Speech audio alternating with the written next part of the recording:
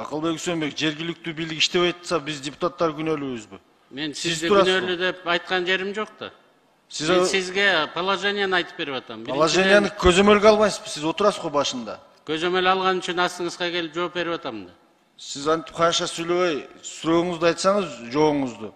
Бишкек шаары менен Ош шаарынын мосттору түшүп кеткенди оңдойсуңарбы, 23-жылга киргизесиздерби? 23-жылга киргизе албайбыз. Эмне киргизе албайсыз? Хотя бы Учкун Аламидин мостун оңдоп бербейсиздерби уже? 5 жылдан бери кайрылып атабыз. Айтып атам, алар жергиликтүү бюджеттин эсебинен оңдолуш керек. Ким оңдойт эми аны? Жергиликтүү бюджетти силер коюп атасыздар го. Акылбек Үсөнбекчи. Сиздерден сураныч.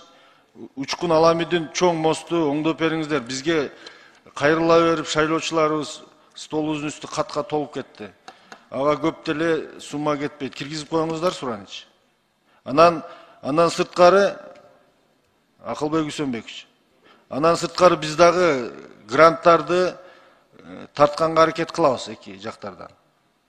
Силер баштап бул жагынан эки колдоп колдойбуз. Гранттарды, бөлөк финансалык булактарды табабыз дегендин баарына биз кош колдоп берет элек да.